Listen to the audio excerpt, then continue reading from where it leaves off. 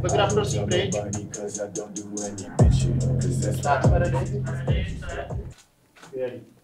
Máme tady vlastně 3 fightery z Octagonu a připravujeme vlastně NFT-čkový sekvence, které Carlos Vémola. Připravujeme to pro Rule Company, což je vlastně taková kryptopeněženka. My vlastně připravujeme taky krátký sekvence, které tam vlastně budou vystavený a lidi si je můžou kupovat. Prostě tady spároval sám. Jak jsme dělali v tom větším celku a víc to bylo takový potemněný. Co víš, mě to nebaví. Mě momentálně nebaví vůbec nic, když jsem v dietě. A dělám to z jednoho prostého důvodu, že je to další krok pro MMA dopředu a je to pro naše fanoušky. A pro ně to všechno děláme. Tyhle ty gala večery, tyhle ty eventy, tyhle ty přípravy, tuhle dřinu. Ale baví mě ten hotový produkt, který přijde k tomu fanouškovi, že fanoušci jsou zase blíž těm zápasníkům MMA, že mají něco unikátního. Tenhle koncept mě baví. Vím, že prostě fanoušci v Čechách nebyli zvyklí na pay-per-view, ale přišla korona, nemohli na ty gala večery bohužel chodit a milovali to, že se na to můžou aspoň dívat. Český národ se naučil na to pay-per-view a na sledování MMA, tak já si myslím, že i tohle to bude další věc, na kterou si čeští fanoušci velice rychle zvyknou, že můžou mít něco unikátního od toho zápasníka, co nikdo jiný nemá, což si myslím, že je fantastický. 3, 2, 1, 3. Hodnocení Carlos Show, to nechám na divácích. Já se mu nepotřebuji dostávat do hlavy. U něj to je těžké rozpoznat, on je rapper, ne, on je muž slova. On jediný, co v životě má ty keci. On umí mluvit, on umí s těma lidma pracovat, takže to jsou všechny jenom keci a u těch rapperů to většinou front. Nějaká hra, která není real. Oni si všichni hrajou, vole, na kluky z ulice, vole, jako byl 50 Cent a tohle to rozhodně není jeho případ a takový tvrdák, jak ze sebe dělá.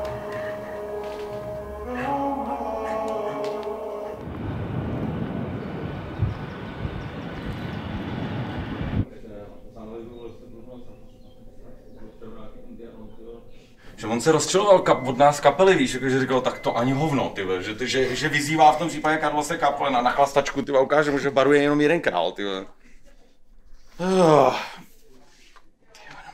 Mám 88,5, ani nepotřebuji vlastně držet dietu, tyhle. Jako kdyby Carlos viděl, co žeru, tak by byl nasranej, podle mě, že on určitě bude v nějaký, i když jsem slyšel, teda taky nám říkal někdo, že ho viděl na Fight Night Challenge, tyhle, že v záru cheesecake, tyhle količka, tyhle, že úplně jako... Mně to hlavně ta váha padá fakt sama dolů a já fakt si můžu žrát, co chci, jako...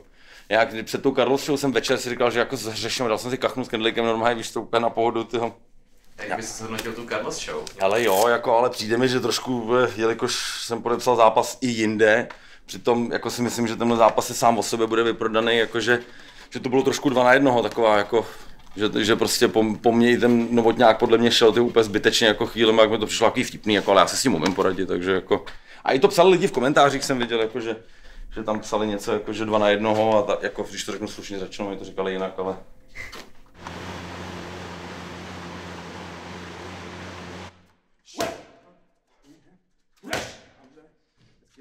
Pojď!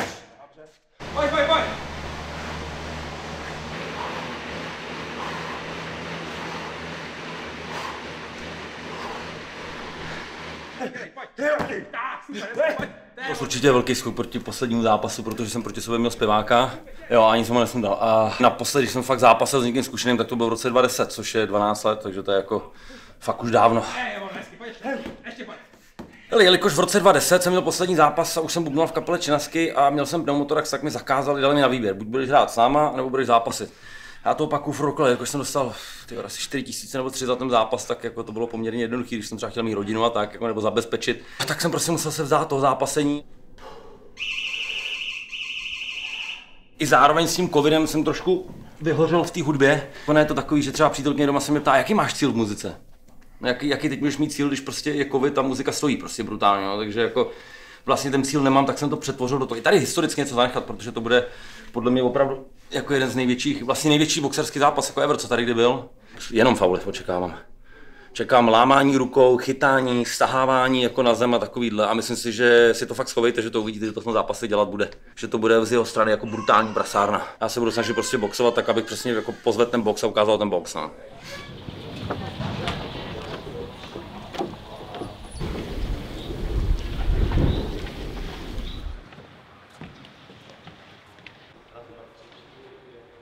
Já bych ji nechal. Jsme kávu a... Že Carlos přišel pozdě, to je takový standard, no, já už jsem na to zvyklý. Krabičku mi nedal, má tam, já tady hladovým, ty vedo. Já už to chci mít za sebou, já už si je trénovat zase, já musím pak zase zpátky k Láďovi Kutilovi na trénink, takže doufám, že to stíháme všecko, no. Takový hnus, jak se člověk užívá, jak má hlas. Já jsem natolik velký profík, že jednou v životě udělám chybu, tak se s ní dokážu poučit. Jestli si myslíš, že to je výhoda, že nemusí dělat váhu, tak máte sice jednodušší život, ale až ho 15 kg těžší frajer trefí do palice, tak si bude říkat, že já jsem se trošku nenažral. Váhový limity v každém sportu mají svůj důvod, velký důvod. A pokud to někdo neřeší, pokud někdo říká, já nemusím řešit váhu, tak neví, o čem ten sport je. Váha je velice důležitá, proto jsou váhové kategorie. Proto 84 většinou nedosáhnou na 93, 93 většinou nedosáhnou na těžké váhy. A on rozhodně 84 není. Takže můžeme. 17 dní spí... Aha, se dívám na ten vršek a to je na spodek. Jo. 17 dní zbývá do zápasu, na který jsme čekali 4 roky. V životě mě nenapadlo, že by tu výzvu přijal, on ze začátku se na to jako moc netvářil, no ale pak když viděl Kasacink, že by v tom mohli být nějaký peníze, tak ne, ale jako klobouk dolů, že ty koule měl, protože on je fakt jako muzikant. On je muzikant, on není sportovec na... To je vidět, jak se s tím trápí teďka, s tím tréninkem a s tou přípravou, to na něm je vidět, jak je zdechlej, podívej, jak byl pěkně oplácený předtím a co z něj zbylo. Ale to je dobře, to je sportem ku zdraví. Víš, že to není MMA, že to je box, tohleto? Vím, že to není MMA, že to je box, ale ty zase víš, že já jsem magor a že já jsem sportovec, když se do něčeho natchnu, tak jedu. Takže bylo to, ano, moje výzva za jeho blbý keci a proto je ten náš sport tak krásný, že když má někdo blbý keci, tak ho můžeme legálně zmlátit a ještě za to dostat zaplaceno. Váha bude velká výhoda pro Carlose. Marpo prostě není schopný udělat tu váhu tak profesionálně jako Carlos. A Carlos se pohybuje v těch tréninkách v těch 90, třeba 5, 6, 7 kilogramech. A já mám informace o tom, že to je trochu jinak, než říká Marpo. Jo? Ne, a v tom i vidí, že jsem se nesnažil nikomu, protože bych klidně mohl se postavit na jeho stranu, protože mám spoustu informací, ale nedělám to a zpochybňuju prostě, jestli spáruje nebo nespáruje a hraju prostě jakoby s nima tu hru.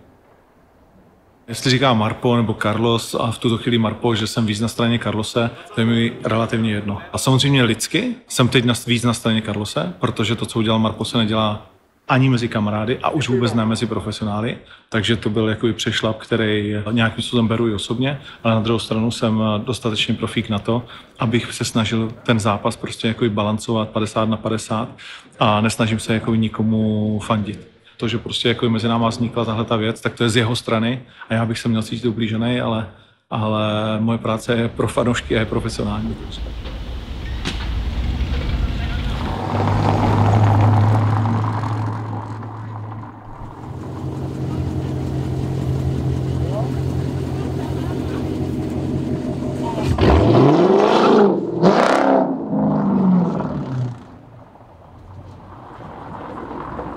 Že jsem tu od pondělí do středy do čtvrtku, už to dělám třeba takhle 4-5 let. Mám takové 2 kempy prostě u nás v Ostravě, kde mám boxerského trenéra, víš, teďka jsem se připravoval, běhám Beskydy, 2 kondiční trenéry tam mám, takže tak a tady to vždycky piluju tu techniku a takové, vždycky trenér se na mě podívá, co by tam zlepšil a takhle. Myslím si, že je lepší mít prostě mít 2 trenéry, kteří si na sebe to dávají pozor. Čau. Tak co? Jo, taky. Dlouho jsem tě neviděl, ty gogo. Kam bys zašel na jídlo? Už odmala prostě táta chtěl ze mě, on chtěl jak kdyby být zápasník, ale neměl na to možnosti stát se někým. Takže jsem přišel já a žijeme takový společný sen prostě i s tátou. My máme před sebou takový respekt, jak kdyby, nevím jak to vysvětlit, je to takový jiný vztah prostě, jak kdyby k trenérovi, že tam máš prostě fakt k němu nějaký respekt.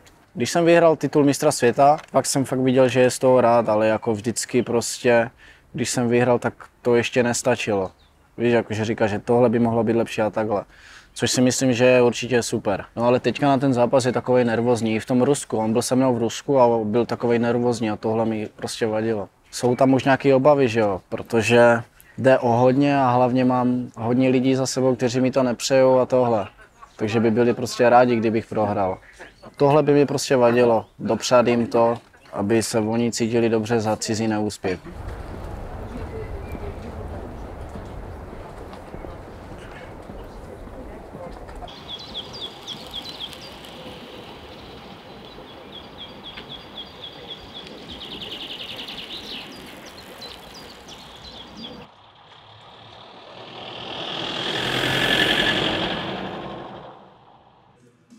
Dobrý.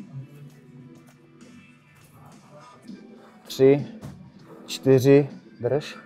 5, pomalu se zvedám. 6. Všechno to nabralo hrozně rychlý spád, hrozně rychlý obrátky. Nečekal jsem to takhle teda. Vlastně čekám prodaná U2 Arena, že jo, jeden z nejznámějších zápasníků vlastně tam jde proti mně, že jo, Mikulášek. Já jsem nikdy ve své kariéře nikoho nepodceňoval, takže teď na to koukám z úhlu toho, že je to můj soupeř a je to vlastně můj převozník zase zpátky do nějaký ty profi kariéry, že jo, vyprodaná U2 Arena. Nespěchej. Důležité je to otočení, že jo, to ti pomůže v tom timingu. Ty ukročíš, otočíš se, vidíš už, kde máš toho soupeře, bum, jo? Myslím si, že jeho schopnost mluvit je větší než zápasit. Já vždycky říkám, že můj nejtěžší soupeř je vždycky ten nadcházející. Vaškova kontroverze a můj názor na ní a že je to diskozápasník. Hele, nikdy jsem s ním na diskotéce nebyl, nevím, jestli tam zápasí. To, čeho chce dosílit, ty kontroverze, tak to prostě dělá dobře. Jo? Já neříkám, že to je můj šálek kafe, já bych to nedělal takhle, já to neumím, on na to prostě je, já ne, ale to, co dělá do Zakončíme boxerskou kombinaci kopem, ale přímo to na to napoj, jo? Kdo je lepší v boxu, já nebo on, 21.5. se to myslím dozvíte. Ano? Nedáš si gumovýho medvídka? Ne, děkuji, raději okurku. Daj něco. Ten se fakt drží.